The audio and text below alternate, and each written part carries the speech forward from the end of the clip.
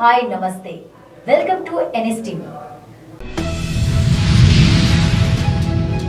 పలమనేరు పట్టణంలోని Shri Sairam multi speciality హాస్పిటల్లో national human rights and crime control force, helping hands మరియు Indian medical association సంయుక్త ఆధ్వర్యంలో నిర్వహించిన మెగా రక్తదాన శిబిరానికి ఆదివారం భారీ విశేష స్పందన లభించింది. పెద్ద సంఖ్యలో స్వచ్ఛంద రక్తదాతలు ముందుకు వచ్చి రక్తదానం చేసి మానవత్వాన్ని చాటుకున్నారు. రక్తదానం చేసిన ప్రతి రక్తదాతకు ఇండియన్ మెడికల్ అసోసియేషన్ తరఫున ప్రశంసా పత్రాలు అందజేశారు.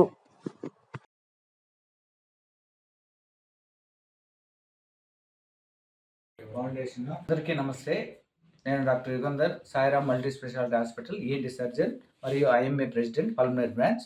ఈరోజు మన మాదేశ్ గారి ఆధ్వర్యంలో మన IMA సపోర్టెడ్తో ఇక్కడ మెగా రక్తదాన శిబిరం నిర్వహించడం జరిగింది.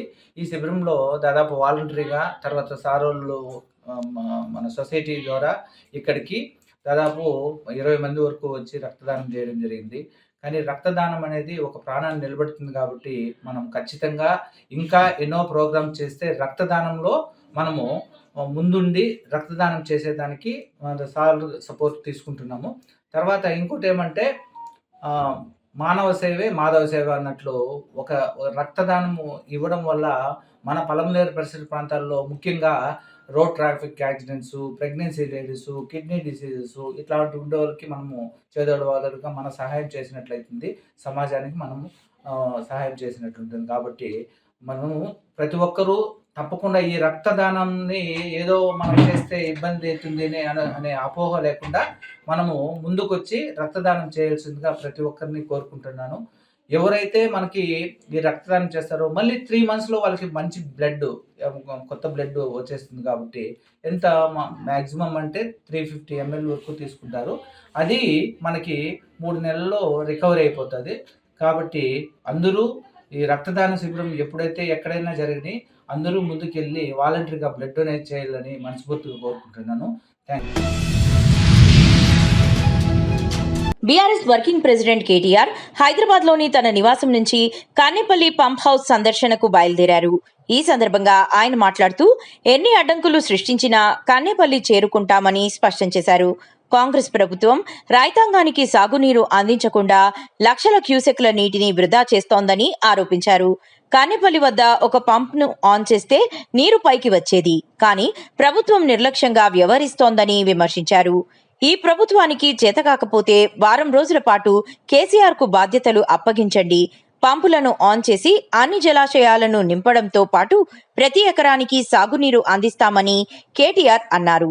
కానేపల్లి వెళ్తున్న తమను జనగామ వద్ద పోలీసులు అడ్డుకున్నారని, కారణం అడిగితే పైనుంచి ఆదేశాలున్నాయని మాత్రమే చెబుతున్నారని ఆయన ఆరోపించారు. ప్రభుత్వానికి ఇవాళ బీఆర్ఎస్ నాయకత్వం అంటే, కేసీఆర్ గారి నాయకత్వం అంటే ఎంత భయమో దీన్ని బట్టి తెలుస్తా ఉన్నది. 1,00,000 క్యూసెక్కుల నీళ్లు కిందికి పోతుంటే ఇవాళ గోదావరి నుంచి సముద్రంలో వృధా కలుస్తుంటే ఆ నీళ్లను చూపెట్టి పైన ఎండుకున్న పొలాలు, పైన నాట్లేయలేని పరిస్థితి, అట్లాగే ఎండుకున్న రిజర్వాయర్ ఇవన్నీ కూడా చూపెట్టి కింద వృధా పోతున్న నీళ్లని వాళ్ళ కన్నెపల్లి దగ్గర ఒక పంప్ ఆన్ చేస్తే పైకి నీళ్లు ఇవ్వచ్చు.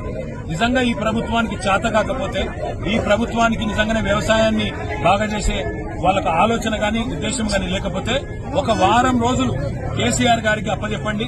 కన్నెపల్లి దగ్గర నుంచి వాళ్ళ నీళ్లు పంపులు ఆన్ చేసి మొత్తం వారం రోజుల లోపలనే అన్ని జలాశయాలు నింపి రాష్ట్రంలోని మరి గోదావరి మీద ఆధారపడ్డ, గోదావరి పరివాహక ప్రాంతం మీద ఆధారపడ్డ, గోదావరి మీద ఆధారపడ్డ ప్రతి ఎకరం పంట పొలానికి నీళ్లిచ్చే బాధ్యత మాది. బాసర ఆలయ అధికారులు అమ్మవారి ఆలయ దర్శనం నిలిపివేసి ఈరోజు పునర్నిర్మాణ పనులు ప్రారంభించారు. ముఖ్యమంత్రి రేవంత్ రెడ్డి 354 కోట్ల నిధులు ఆలయ అభివృద్ధికి కేటాయించడం, గర్భగుడి నిర్మాణానికి, మండప నిర్మాణానికి హైదరాబాద్కు చెందిన దాత పద్మప్రియ సునంద దంపతులు 31 కోట్ల విరాళం ఇవ్వడంతో ఆలయ పునర్నిర్మాణానికి అడుగులు పడ్డాయి. దేశంలోనే సుప్రసిద్ధ బాసర జ్ఞాన సరస్వతి అమ్మవారి క్షేత్రం ఆలయ పునర్నిర్మాణంతో మరింత అభివృద్ధి కానుంది. ఎన్నో సమస్యల నుండి బాసర అభివృద్ధి జరగాలని, ఆలయ పునర్నిర్మాణం జరగాలని భక్తులు పెద్ద మొత్తంలో కోరినా అది ముఖ్యమంత్రి రేవంత్ రెడ్డి, ఎమ్మెల్యే పవార్ రామారావు పటేల్ హయాంలోనే సాధ్యమైందని పలువురు అంటున్నారు.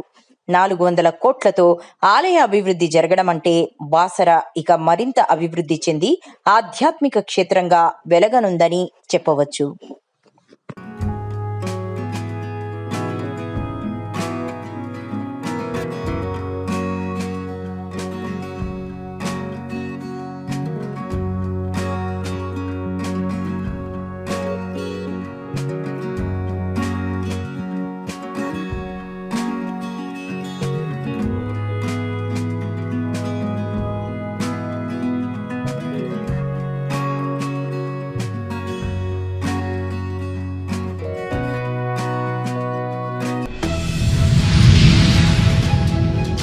చిత్తూరు జిల్లా పలమనేరులో ఆదివారం రాజకీయ సందడి నెలకొంది.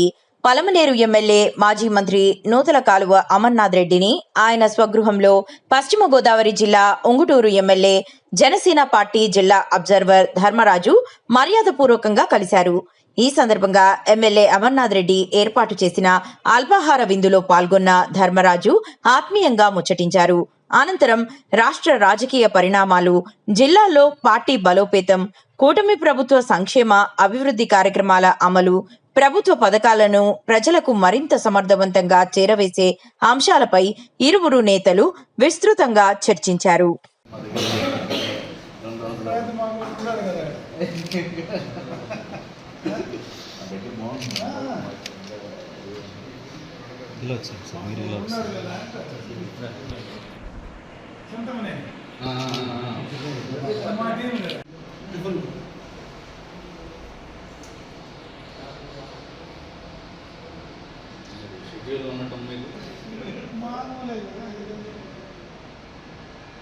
ఎప్పుడో ఒకసారి కన్నం పెట్టేది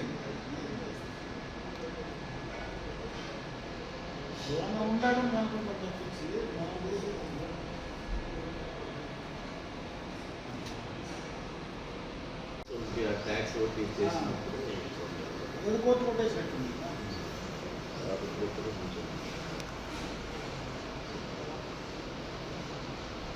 ఎన్రోల్మెంట్ ఎట్లా చేస్తున్నారు?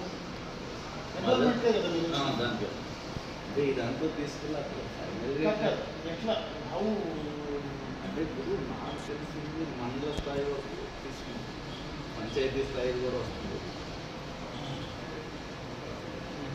Different application. జగిత్యాల జిల్లా మెట్పల్లి మున్సిపల్ పరిధిలోని 26 వార్డులకు మంజూరైన అభివృద్ధి పనులను వారం రోజుల్లో ప్రారంభించకపోతే పెద్ద ఎత్తున మున్సిపల్ కార్యాలయ ముట్టడి చేపడతామని బీజేపీ మెట్పల్లి పట్టణ అధ్యక్షుడు దొనికెల నవీన్ హెచ్చరించారు. ఈ మేరకు పార్టీ కార్యాలయంలో ఏర్పాటు చేసిన విలేకరుల సమావేశంలో ఆయన municipal floor leader Dharmapuri Swaroop, Venugopal, vice floor leader Bodla ఆనంద్తో కలిసి మాట్లాడారు. ఎక్కడ కొబ్బరికాయ కొట్టింది లేదు, ఎక్కడ వర్క్ జరిగింది లేదు.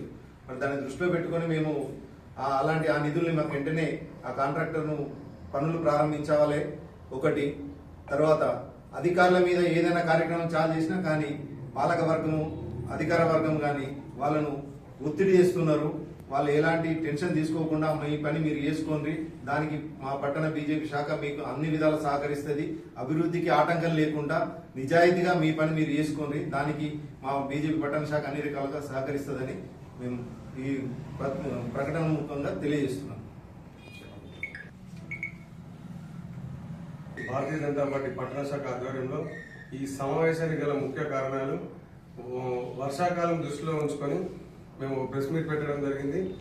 ప్రతి వార్డులో మురికి కాలువలు కానీ, రోడ్లపై గుంతలు కానీ, నీరు నిలవడం, గుంతలు పూడ్చకపోవడం కానీ, డ్రైన్ సమస్యలు కానీ, యుఐడిఎఫ్ నిధుల ద్వారా మంజూరైన కోట్ల రూపాయలను ఇప్పటి వరకు కూడా ఎక్కడ కూడా పనులు ప్రారంభించకపోవడం కాక ఏది కూడా అసలు మున్సిపల్ జనరల్ ఫండ్ కానీ యుఐడిఎఫ్ నిధులను కానీ సక్రమంగా వాడుకోలేని ప్రభుత్వం ఏదైనా ఉంది అని అంటే కాంగ్రెస్ ప్రభుత్వం అని చెప్పుకోవచ్చు.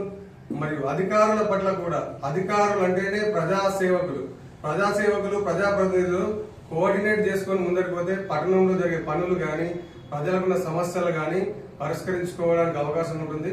అందుకోసం అని చెప్పి అధికారుల పట్ల ఎవరు కూడా దురుసుగా ప్రవర్తించకుండా ముందాగా పోయి అధికారులతో మనం పనులు చేయించుకోవాలి, అధికారులతో కోఆర్డినేట్ చేసుకోవాలి.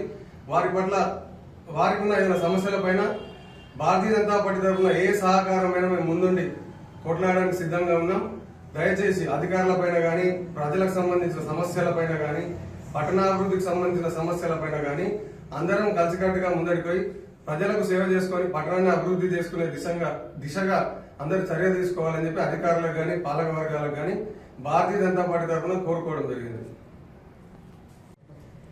భారతీయ Janata party Metpally municipal core leader అయినటువంటి ధర్మపురి స్వరూప వేణుగోపాల్ గారు, అదేవిధంగా మున్సిపల్ వైస్ కోర్ లీడర్ అయినటువంటి గొట్ల ఆనంద్ గారు, బీజేపీ సీనియర్ నాయకులు మిట్టపల్లి కృష్ణమూర్తి గారు, పార్టీ ప్రధాన కార్యదర్శులు, ఉపాధ్యక్షులు అందరూ కూడా ఈ యొక్క సమావేశంలో పాల్గొనడం జరుగుతుంది.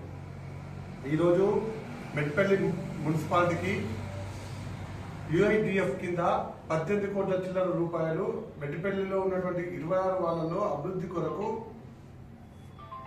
మంజూరు కావడం జరిగింది. మరి మంజూరు అయితే దాదాపు 6 నెలలు గడిచిపోయింది.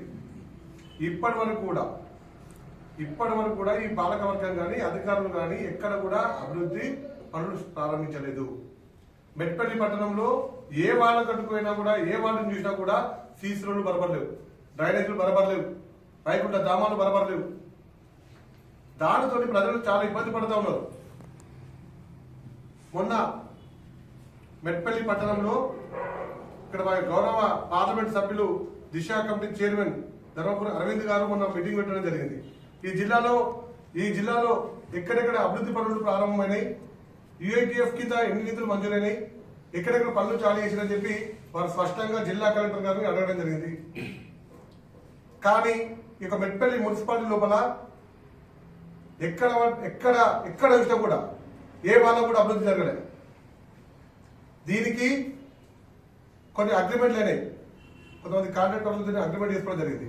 అగ్రిమెంట్లు చేసుకొని పనులు ప్రారంభిస్తామంటే అధికార పార్టీకి చెందినటువంటి కొందరు ఈ పనులను ఆపడుతూ ఉన్నారు. ఇవాళ వారి యొక్క కమిషన్ల కోసమో, వారి యొక్క రాజకీయ చదరంగంలో అధికారులు బలవుతా ఉన్నారు. ఇవాళ మేము స్పష్టంగా చెప్తా ఉన్నాం, రాజకీయాలకు అతీతంగా అభివృద్ధి జరగడంలో భారతీయ జనతా పార్టీ ప్రధాన పాత్ర పోషిస్తుంది. అభివృద్ధి విషయంలో కలిసి వస్తాం, కానీ రాజకీయాలు చేసి ప్రజల సమస్యలను పరిష్కరించకుండా రాజకీయాలు చేస్తా అంటే దాన్ని భారతీయ జనతా పార్టీ సహించబోదు.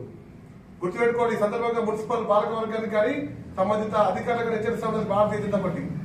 ఈ యుఎఫ్డిఎఫ్ కింద పంచినటువంటి నిధులతోని వారం రోజుల లోపల ప్రతి వార్డులో అభివృద్ధి పనులు కనుక ప్రారంభించకపోతే పెద్ద ఎత్తున మున్సిపల్ ముట్టడి కార్యక్రమాన్ని భారతీయ జనతా పార్టీ నిర్వహించబోతోందని చెప్పి సందర్భంగా అధికారులకు కూడా హెచ్చరిక ఇవ్వడం జరుగుతూ ఉన్నది. జర్నలిస్ట్ కేవీ రెడ్డి కుటుంబాన్ని బీఆర్ఎస్ నాయకుడు పాటోల కార్తిక్ రెడ్డి పరామర్శించి కుటుంబ సభ్యులకు తన సంఘీభావాన్ని తెలిపారు.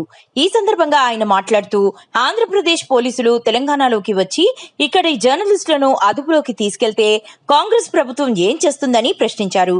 జర్నలిస్ట్ విజయలక్ష్మిపై దాడి చేసిన ఆంధ్రప్రదేశ్ పోలీసులపై వెంటనే కేసు నమోదు చేసి చట్టపరమైన చర్యలు తీసుకోవాలని ఆయన డిమాండ్ చేశారు. కేసీఆర్ ముఖ్యమంత్రిగా ఉన్న సమయంలో తెలంగాణ ప్రజలు నిర్భయంగా జీవించారు. కానీ ప్రస్తుతం కాంగ్రెస్ ప్రభుత్వ హయాంలో ప్రజల్లో ఆందోళన నెలకొందని కార్తిక్ రెడ్డి విమర్శించారు.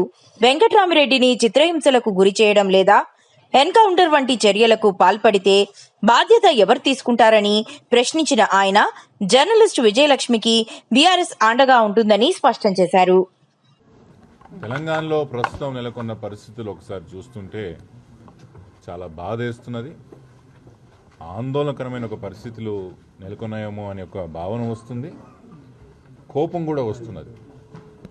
10 సంవత్సరాలు కేసీఆర్ గారు ముఖ్యమంత్రి ఉన్నప్పుడు తెలంగాణ రాష్ట్రాన్ని, తెలంగాణ ప్రాంతాన్ని, తెలంగాణ ప్రజలని తిరుగులేని శక్తిగా తీర్చిదిద్దిన ఘనత ఆ రోజు కేసీఆర్ గారు దక్కుతుంది. ఆర్థికంగా, సామాజికంగా, రాజకీయంగా తెలంగాణ ప్రాంతాన్ని, తెలంగాణ యొక్క రాష్ట్రాన్ని, తెలంగాణ ప్రజల్ని కూడా తీర్చిదిద్దడమే కాకుండా తెలంగాణ ప్రజల్లో ఒక ధైర్యం కూడా కేసీఆర్ గారు నింపిండ్రు. మా జోలికి ఎవరు వస్తారులే, మేము ఈరోజు మా రాష్ట్రంలో మేము ఉన్నాం, మా కవచంలో మేము జీవిస్తున్నాం అనే ఒక నమ్మకం ఆ రోజు తెలంగాణ ప్రజల్లో గట్టిగా ఉండే. ఇదేం నేను బీఆర్ఎస్ పార్టీ నాయకుడిగానో కేసీఆర్ గారు మా నాయకుడుగానో చెప్తలేను, వాస్తవాలు ఇవి కదా అని మీకు గుర్తు చేస్తున్నాను. కానీ తెలంగాణ రాష్ట్రంలో కొత్తగా కాంగ్రెస్ పార్టీ అధికారంలోకి వచ్చినప్పటి నుంచి తెలంగాణ రాష్ట్రం పైన ఆర్థిక, సామాజిక దాడి జరుగుతుంది, తెలంగాణ భాష మీద దాడి జరుగుతుంది, తెలంగాణ సంస్కృతి మీద మళ్ళీ అదే దాడి జరుగుతున్నది. ఈరోజు తెలంగాణ రాష్ట్రంలో జీవిస్తున్న ప్రజల మీద కూడా ఈరోజు దాడి జరుగుతుందని గుర్తు చేస్తున్నాం. ఈరోజు వెంకటరామరెడ్డి గారి ఇంటికి వచ్చినాం మనం. కేసు ఏదైనా ఉండనివ్వండి, ఆంధ్ర పోలీస్ వాళ్ళు ఏదన్నా సెక్షన్లు పెట్టనివ్వండి, కానీ ఒక ఆడబిడ్డ అదే మహబూబ్నగర్ జిల్లా ముఖ్యమంత్రి గారు ఎదలు గుద్దుకొని చెప్తాడు కదా, నా జిల్లా అని చెప్పుకునే ఒక అదే మహబూబ్నగర్ జిల్లా నుంచి ఇద్దరు కూడా మొగుడు పిల్లలు ఇద్దరు కూడా అదే జిల్లాకు సంబంధించిన వ్యక్తులై వెంకటరామరెడ్డి మీద ఆంధ్ర పోలీస్ వాళ్ళు ఏ కేసులు పెట్టారు ఏంటో తెలియదు. సరూనగర్ పోలీస్ స్టేషన్లో ఆ రోజు ఈ ఆడబిడ్డ పోయి కంప్లైంట్ ఇస్తే సరూనగర్ పోలీస్ స్టేషన్లో ఉన్న పోలీస్ వాళ్ళు దగ్గరుండి వెంకటరామరెడ్డిని పోలీసులకి ఆంధ్ర పోలీసులకు అప్పచెప్పడం జరిగింది. ఏం భద్రత ఉన్నది తెలంగాణ వాసులకని నేను అడుగుతున్నాను. ముఖ్యమంత్రి గారు దీనికి మీరు సమాధానం చెప్పాల్సిన అవసరం లేదా? మొదటిసారి వెంకటరామరెడ్డి కర్నూలుకి తీసుకుపోయినప్పుడు చిత్రహింసలు పెట్టడం జరిగింది. 3rd డిగ్రీ పెట్టి విపరీతంగా కొట్టి మళ్ళీ ఏమేమన్నారో ఏమేం చేసినారో తెలియదు, కానీ విపరీతంగా ఆయనని టార్చర్ చేయడం జరిగింది, చిత్రహింసలు పెట్టడం జరిగింది. రెండోసారి అదే వెంకటరామరెడ్డిని తెలంగాణ పౌరుడిని కాపాడాల్సిన బాధ్యత ముఖ్యమంత్రి గారికి మీకు లేదా అంటున్నా నేను. మీరు మా నాయకులు కాదా? ఈ రాష్ట్రానికి మీరు ముఖ్యమంత్రులు కాదా? శాంతి భద్రతలు మీ దగ్గర లేదా? లా అండ్ ఆర్డర్ మీ దగ్గర లేదా? మీరే కదా కాపాడాల్సింది. ఎట్లా అప్పచెప్పించిండ్రు? మీ పోలీసులు ఎట్లా అప్పచెప్పిండ్రు? రేపు వెంకటరామరెడ్డి ఒకవేళ నిజంగా రేపు అక్కడ ఎన్కౌంటర్ అయినా లేదా ఇంకోటి ఏదైనా భౌతికంగా ఏ హాని జరిగినా కూడా దీని బాధ్యత ఎవరు వహిస్తారంటున్నాను. 10 సంవత్సరాలు కేసీఆర్ గారి పరిపాలనలో ఇక్కడ దిక్కు కూడా చూడనీకి భయపడుతున్న వాళ్ళు ఇప్పుడు చొరబాటు అయి మన ఇంట్ల కాడికి వచ్చి మన ఆడోళ్ళని దొబ్బేసి మన వాళ్ళని పట్టుకపోతుంటే కనీసం బాధ్యత కూడా ఈరోజు ముఖ్యమంత్రి గారు లేకపోవడం, కనీసం చీమ చిటుకని కూడా అన్నట్టు కూడా లేకపోవడం నాకు చాలా బాధేస్తున్నది, చాలా చింతిస్తున్నా, చాలా కోపంతో ఆక్రోషంతో నేను ఈరోజు మీతో మాట్లాడడం జరుగుతుంది. ఈరోజు మేము వాళ్ళ ఇంటికి వచ్చి ఆ చెల్లమ్మలకే కానీ 2 పిల్లలు రాత్రిపూట ఎవరో తెలియదు తండ్రిని గుంజుకోపోతుంటే ఒక 2 పిల్లలు ఎంత భయంలో ఉంటారన్నది ఆలోచన చేసుకున్నారు ఎవరైనా? మన ఇంట్లో కూడా పిల్లలు ఉన్నారు కదా. తండ్రిని ఎవరైనా గుంజుకోపోతుంటే వాళ్ళలో మానసిక స్థితిలో ఎంత ఇంపాక్ట్ అయి ఉంటుంది, ఏ విధంగా అయితే ప్రభావితం అయి ఉంటారో పిల్లలని ఆలోచన చేసిన రైలు. పాపం ఆమె ఒక్కామె ఏ విధంగా ఈ ఇంపాక్ట్ ఉంటుంది, ప్రభావం ఉంటుందని కూడా ఆలోచన లేకుండా కనీసం ప్రభుత్వం తరఫు నుంచి మేము ఉన్నామమ్మా, మీరు తెలంగాణ పౌరులు, మా జీపీ మీ కేసు కొట్లాడతాడు, ఆంధ్రప్రదేశ్లో ఉన్న డీజీపీతో మేము మాట్లాడతాం, మేము తొందరగా తీసుకొస్తామని ఏ ఒక్కడని ఈరోజు ఇంటికి వచ్చి చెప్పిండ్రా అంటున్నాను. ఏ ఒక్కడని చెప్పిండా? సెడిషన్ కేసులు ఎట్లా పెడతారండి? సోషల్ మీడియాలో వెంకటరామ్ తప్పు ఒప్పు ఏది మాట్లాడినా కూడా సెడిషన్ కేసులు పెడతారా? సెడిషన్ కేసులు పెట్టి ఎవరి మీద పెట్టవచ్చు? ఇక సెడిషన్ కేసులు, రాజద్రోహం కేసులు ఎవరి మీద పెట్టవచ్చు? నీ మీద పెట్టవచ్చు, నా మీద పెట్టవచ్చు, అందరి మీద పెట్టవచ్చు. రాత్రి వచ్చి అందరినీ పోలీసు వాళ్ళు ఆంధ్ర పోలీసు వాళ్ళు పట్టుకపోతే ఇంక తెలంగాణ రాష్ట్రం అర్థమేమున్నది? మీరు ముఖ్యమంత్రిగా ఉండి అర్థమేమున్నది అంటున్నా. దీన్ని తీవ్రంగా మేము ఖండిస్తున్నాం. మా పార్టీ తరఫునే కానీ వ్యక్తిగతంగా నేను కూడా ఈ కేసును ఫాలోఅప్ చేస్తా. వెంకటరామరెడ్డి సురక్షితంగా తిరిగి ఇంటికి వచ్చే వరకు ఖచ్చితంగా కుటుంబంతో మేము ఉంటాం. నమస్కారం.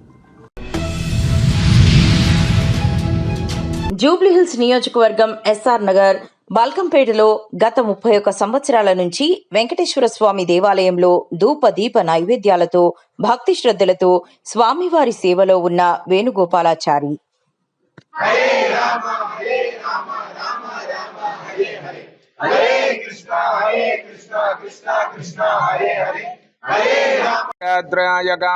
అర్ధప్రదాయనే శ్రీమద్వేంకటనాథాయ శ్రీనివాసాయ మంగళం.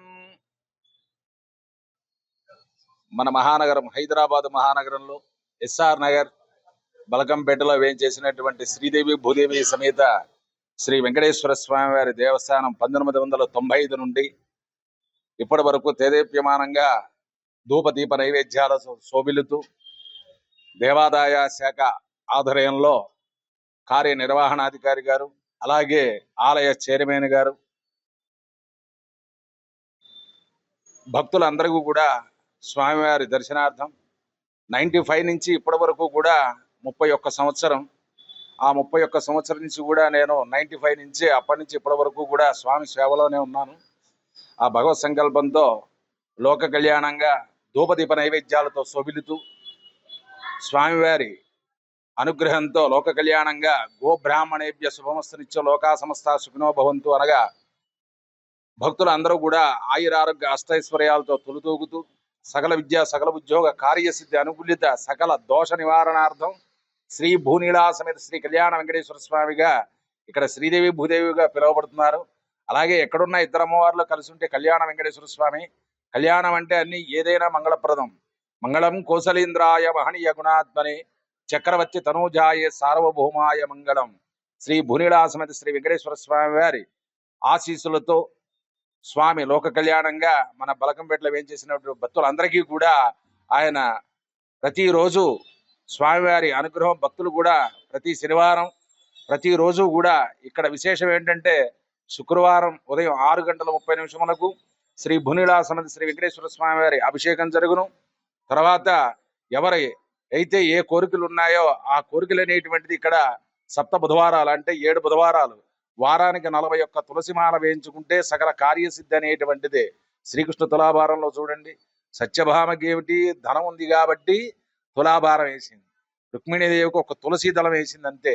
అంత పవిత్రత అనేటువంటిది తులసి దళంలో ఉన్నటువంటి పవిత్రతను మన కళ్యాణ వెంకటేశ్వర స్వామిగా ప్రతి బుధవారం అంటే 7 బుధవారాలుగా మనం మొక్కుకుంటే ఆ 7 బుధవారాల లోపల కూడా కార్యక్రమాలు సిద్ధిస్తాయనేటువంటిది ఆ స్వామివారి అనుగ్రహం.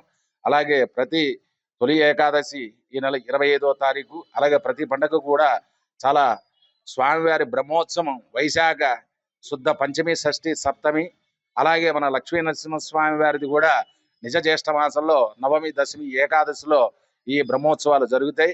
ఇలాంటి కార్యక్రమాలు కూడా స్వామి అనుగ్రహంతో అలాగే దేవాదాయ శాఖ వారి కార్యనిర్వహణాధికారి గారు ఆలయ చైర్మన్ గారి ఆధ్వర్యంలో దేదీప్యమానంగా శోభిల్లుతూ ఉన్నది ఈ బలకంపేట వెంకటేశ్వర స్వామి వారి దేవస్థానం.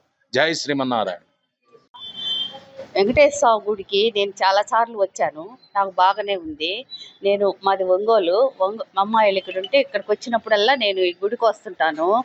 ఈ గుడిలో బాగానే ఉంటుంది. ఎప్పుడు నేను వచ్చి పాటలు కూడా పాడతాను, ఇక్కడ పాటలు పాడతాను. వచ్చినప్పుడల్లా పంతులు గారు కూడా బాగా చూసుకుంటారు, మైక్ ఇస్తారు, పాటలు పాడమంటారు, పాడతాను. మళ్ళీ ఇంకా వచ్చినప్పుడల్లా వస్తాను. చాలా సార్లు వచ్చాను, బాగానే ఉంది. గోవింద గోవిందయని కొలువరే, గోవిందాయని కొలువరే, గోవింద గోవిందయని కొలువరే, గోవిందాయని కొలువరే, గోవింద గోవిందయని కొలువరే, గోవిందాయని కొలువరే, హరి అచ్యుతాయని పాడరే, పురుషోత్తమాయని పొగడరే, హరి అచ్యుతాయని పాడరే, పురుషోత్తమాయని పొగడరే, పరమ పురుషాయని పలుకరే, సిరివరయను చొను చెలగరె జనులు, సిరివరయను చొను చెలగరె జనులు, గోవింద గోవింద గోవింద గోవింద గోవింద గోవింద గోవింద గోవింద. ఓం నమో వెంకటేశాయ. Titans educational and social welfare society ఆధ్వర్యంలో ఈరోజు ఇందిరానగర్, హెచ్ఎఫ్ నగర్, బోరబండ, హైదరాబాద్లోని టైటన్స్ స్కూల్ ప్రాంగణంలో ప్రత్యేక ఇంటెన్సివ్ రివిజన్ ఫారం నింపడం మరియు ఓటర్ల అవగాహన శిబిరం విజయవంతంగా నిర్వహించబడింది. ఈ కార్యక్రమం యొక్క ప్రధాన ఉద్దేశ్యం ఎస్ఐఆర్ ప్రక్రియపై ప్రజల్లో అవగాహన కల్పించడం మరియు ఎస్ఐఆర్ ఎన్యూమరేషన్ ఫారాలను సరైన విధంగా పూరించడంలో పౌరులకు ఉచిత సహాయం అందించడం.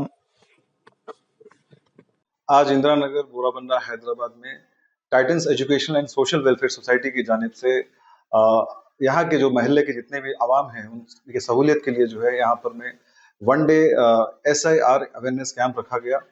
इस कैंप का जो है मकसद ये था कि लोगों को जो है उनके फॉर्म्स जो फिलअप होने हैं उसको जो है सही तौर पर जो है SIR फॉर्म्स जो है फिलअप हो, उसके लिए हमारे सोसाइटी की जानिब से जो है टाइटन स्कूल में ये प्रोग्राम रखा गया।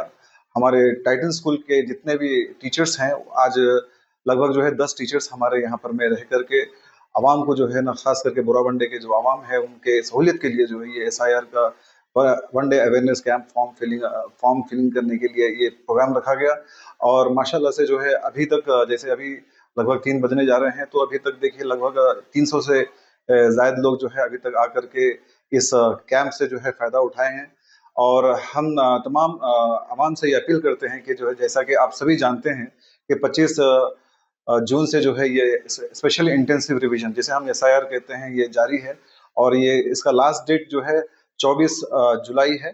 तो इस 1 महीने के अंदर में जो है तमाम जितने भी वोटर्स हैं, जो रजिस्टर्ड वोटर्स हैं और जो वोटर्स जिनका भी अभी तक वोटर लिस्ट में नाम नहीं आया है, उनके लिए मौका है कि वो अपने नामों में जो भी करेक्शंस हैं या फॉर्म को फिलअप जो करना है जिस सही अंदाज में, उसको जो है ये करने का ये आपके लिए 1 महीने का टाइम दिया गया है।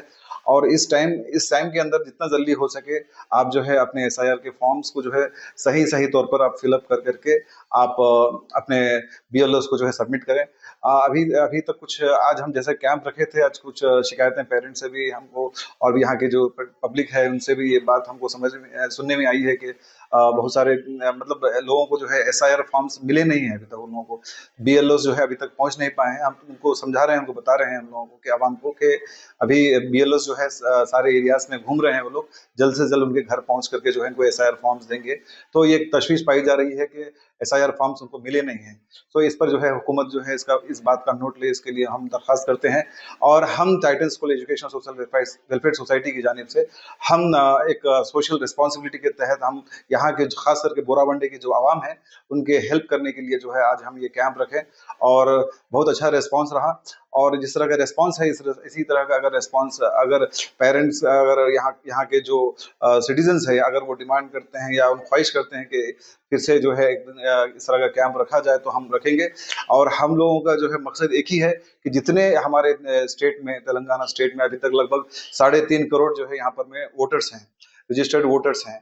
और 36 लाख जो है 36,000 बूथ्स हैं और 36,000 बूथ लेवल ऑफिसर्स हैं जो अभी सारे स्टेट में जो है गश्त कर रहे हैं।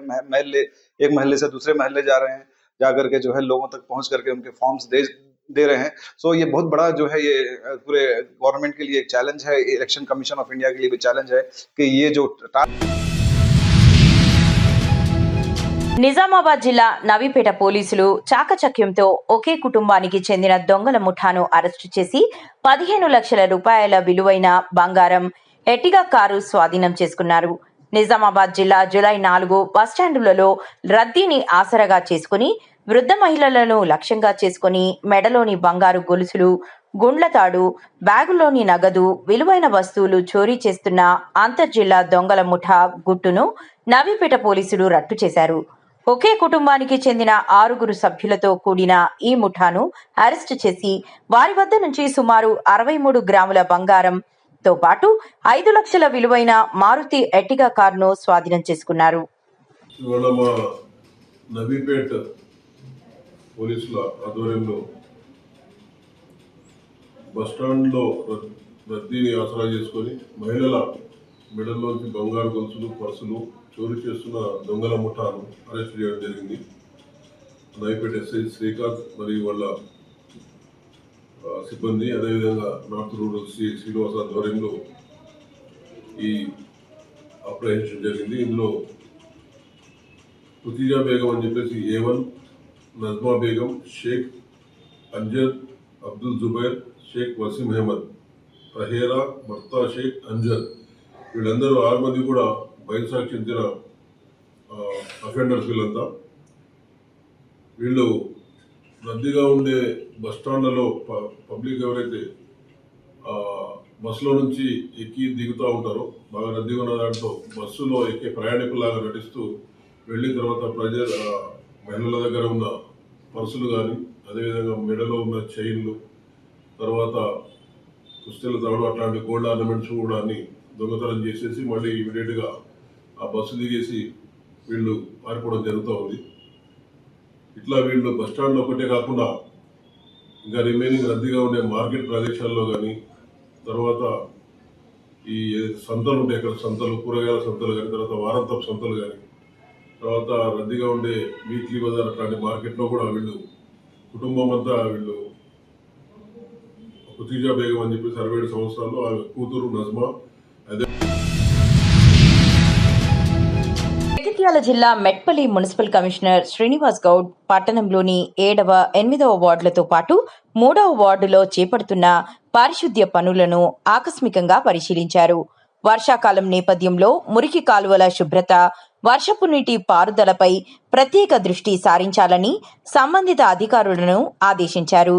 ఈ సందర్భంగా కమిషనర్ మాట్లాడుతూ 7వ వార్డులో కొంతమంది మురికి కాలువలను ఆక్రమించి స్లాబ్లు వేయడం వల్ల మురికి నీటి ప్రవాహానికి తీవ్ర అంతరాయం కలుగుతోందని తెలిపారు.